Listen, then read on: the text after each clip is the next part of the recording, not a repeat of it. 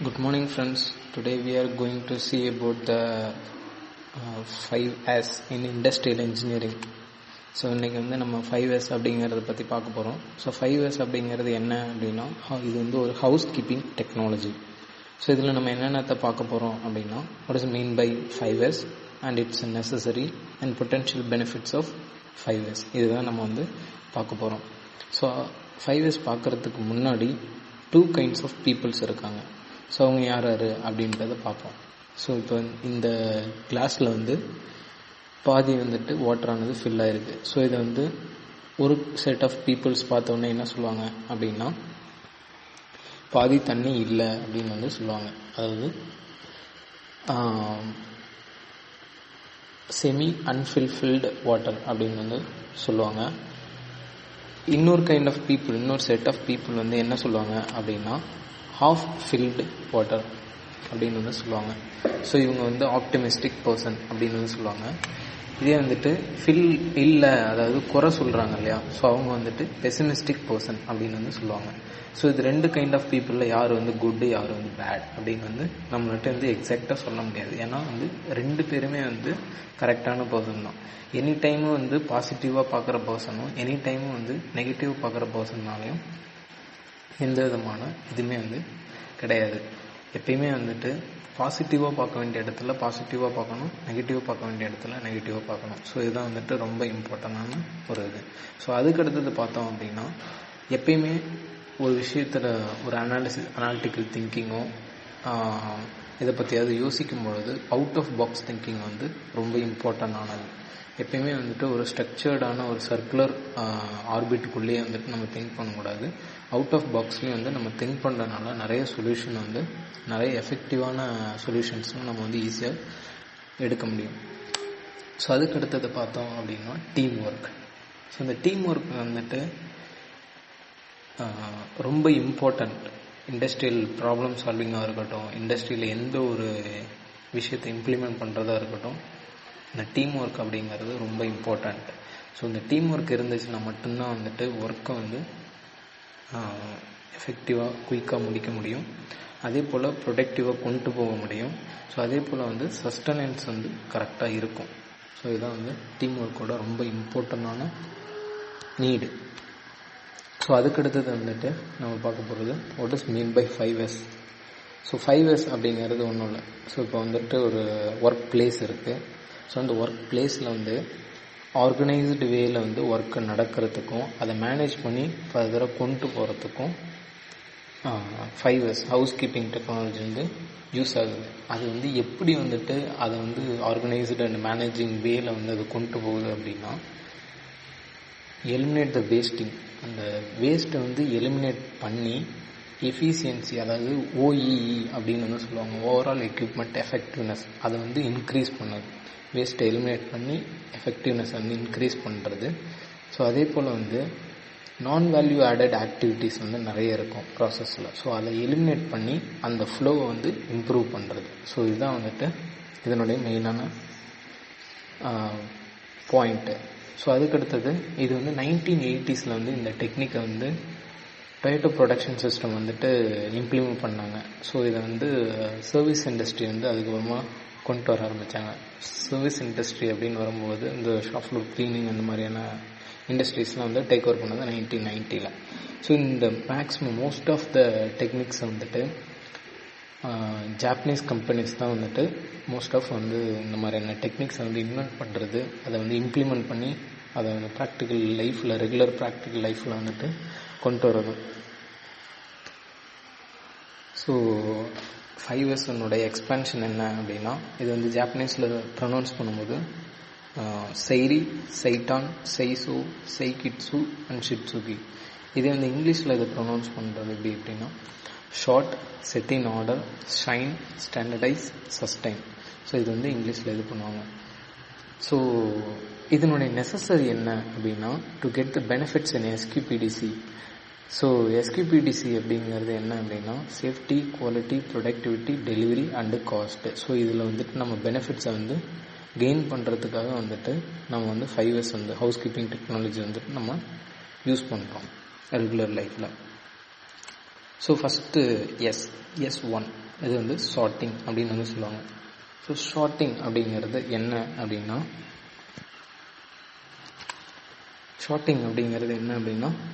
So எது இதெல்லாம் தேவை, எது இதெல்லாம் தேவையில்லை, எது இதெல்லாம் வந்து ஃப்யூச்சரில் தேவை அப்படின்றத வந்துட்டு நம்ம வந்து செப்பரேட் பண்ணணும், ஷார்ட்டிங் பண்ணணும். அதாவது நம்மளுடைய ஒர்க் பிளேஸில் பார்த்தோம் அப்படின்னா அலன்கி இருக்கும், அலன்கி நிறைய கிடக்கும்.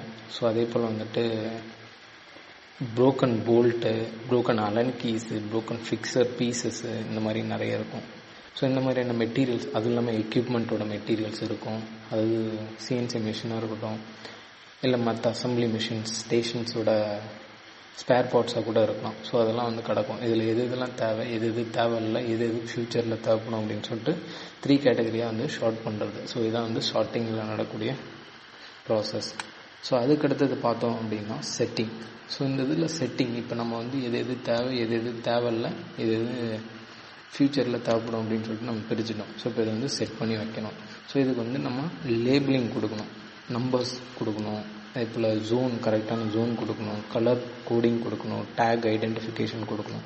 ஸோ இதெல்லாம் கொடுத்து நம்ம வந்து கரெக்டாக வந்து செட் பண்ணி வைக்கணும். ஸோ இப்போ எக்ஸாம்பிளுக்கு வந்துட்டு இப்போ ஒரு அலன்கி இருக்குது, இல்லைனா ஸ்பேனர் ஷீட் இருக்குது அப்படின்னா ஸோ அதை வந்துட்டு கரெக்டாக வந்து லேபிள் பண்ணி இல்லைனா கலர் கோடிங் கொடுத்து வந்து நம்பரிங் பண்ணி நம்ம வந்து செட்டிங் பண்ணி வைக்கணும். ஸோ அதுக்கடுத்தது பார்த்தோம் அப்படின்னா ஷைனிங். ஸோ இந்த ஷைனிங்கில் பார்த்தோம் அப்படின்னா இப்போ நம்ம ஷார்ட்டிங்கும் பண்ணியாச்சு, அதை வந்து நம்ம செட்டிங்கும் பண்ணியாச்சு. ஸோ அதுக்கடுத்தது நம்ம வந்து க்ளீன் பண்ணணும். இந்த ஷைனிங் வந்து பார்த்தோம் அப்படின்னா டாப் டவுன் ஷைனிங்கு, இன்னொன்று வந்து பாட்டம் டு டாப் வந்து ஷைனிங் அப்படின்னு வந்து சொல்லுவாங்க. எப்பயுமே வந்து டாப் டவுன் ஷைனிங் அப்படின்னு சொல்லுவாங்க. அந்த மெத்தட் தான் யூஸ் பண்ணுவாங்க. அப்படி இல்லை அப்படின்னா இன்னொரு டெக்னிக் இருக்குது, லைன் கிளீனிங் அப்படின்னு சொல்லிட்டு ஒன்று இருக்குது. லைன் கிளீனிங் அப்படின்னா இன்ச் பை இன்ச் லைன் மெத்தடில் வந்து க்ளீன் பண்ணுவாங்க. ஸோ இது ஒரு கிளீனிங் வந்து இருக்குது. ஸோ அதுக்கடுத்து வந்து ஸ்டாண்டர்டைசிங். ஸோ இப்போ நான் வந்து ஷார்ட்டிங் பண்ணியாச்சு, அதை செட்டிங் பண்ணிட்டேன், அதை வந்து க்ளீன் பண்ணி வச்சுட்டேன். இது வந்து ஸ்டாண்டர்டைஸ் பண்ணணும். ஸோ ஸ்டாண்டர்டைஸ் எப்படி பண்ணுறது அப்படின்னா, இப்போ வந்து அலன்கி இருக்குது, ஸ்பேனர் இருக்குது. ஸோ இதெல்லாம் வந்து அசெண்டிங் டிசெண்டிங் ஆர்டரில் வைக்கணும். அதே போல் வந்து அதுக்கான கண்டெய்னர், அதுக்கான பாக்ஸ் எதுவோ அதில் தான் வைக்கணும். அதுக்கு அந்த பாக்ஸில் வச்சது மட்டும் இல்லாமல் அதுக்கான லொக்கேஷனில் கொண்டு போய் நான் வைக்கணும். ஸோ இப்போ இந்த ஸ்பேனர் பாக்ஸில் பார்த்தோம் அப்படின்னா 10 ஸ்பேனர்ஸ் தான் வைக்கிற அளவுக்கு ஸ்பேஸ் இருக்குது அப்படின்னா 10 தான் வைக்கணும், 12 வைக்கக்கூடாது. ஓவர்ஃபில்டு அந்த மாதிரி கண்டிஷனில் வைக்கக்கூடாது. கான்ஸ்டண்ட்டான வால்யூமில் நம்ம வந்து கரெக்டாக மெயின்டைன் பண்ணணும். ஸோ இந்த இதெல்லாம் மெயின்டைன் பண்ணதை நான் இப்போ ஸ்டாண்டர்டைஸ் பண்ணோம். ஸ்டாண்டர்டைஸ் பண்ணுறதுக்கு ஸ்டாண்டர்ட்ஸ் என்னென்ன இருக்குது அப்படின்றத பார்த்தோம் அப்படின்னா QCPC, OSனால் ஆப்ரேட்டிங் ஸ்டாண்டர்ட், QCPC அப்படிங்கிறது quality control process chart, OS வந்துட்டு SOPன்னு சொல்லுவாங்க, ஸ்டாண்டர்ட் ஆப்ரேட்டிங் ப்ரொசீஜர் அப்படின்னு சொல்லுவாங்க. அதுக்கடுத்தது செக் ஷீட்ஸ், அதுக்கடுத்தது FMEA.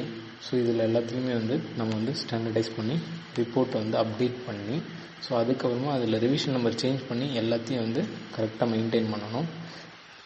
ஸோ இதான் வந்து நம்ம ஸ்டாண்டர்டைஸில் வந்து இது பண்ணுறது. ஸோ எல்லாத்தையும் ஸ்டாண்டர்டைஸ் பண்ணிட்டோம், எல்லாம் இது பண்ணிட்டோம் அப்படின்னா அதை ஃபர்தராக நம்ம வந்து சஸ்டெயின் பண்ணி கொண்டு போகணும். ரெகுலர் ப்ராசஸில் வந்து நம்ம கொண்டு போகணும். ஸோ இது எப்படிலாம் கொண்டு போகுது அப்படின்னா, நியூ ட்ரைனிஸ் இல்லைனா ஆல்ரெடி எக்ஸிஸ்டிங் எம்ப்ளாயீஸ்க்கு வந்துட்டு நம்ம ட்ரைனிங் கொடுக்கலாம். So at the same time வந்துட்டு ரெகுலர் டெய்லி டிஆர்எம்மில் வந்து daily advice, daily training classes அந்த மாதிரி ஏதாவது கொடுக்கலாம்.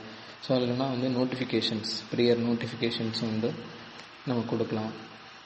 ஸோ இந்த மாதிரிலாம் வந்து சஸ்டைனிங் பண்ணணும். ஸோ அதே போல் ஆடிட் கண்டக்டிங் இந்த மாதிரியான இதுவும் நம்ம வந்து பண்ணலாம். ஸோ இதில் வந்து 3 சஸ்டைனில் வந்து 3 கைண்ட் ஆஃப் இது இருக்குது, லெவலில் இருக்குது. ஒன்று வந்து இம்ப்ரூவ்மெண்ட். ஸோ இப்போ வந்து நம்ம க்ளீனிங் பண்ணுறது, அந்த இடத்துல இது பண்ணுறது எல்லாத்தையும் ஸ்டாண்டர்டில் போட்டுட்டோம்.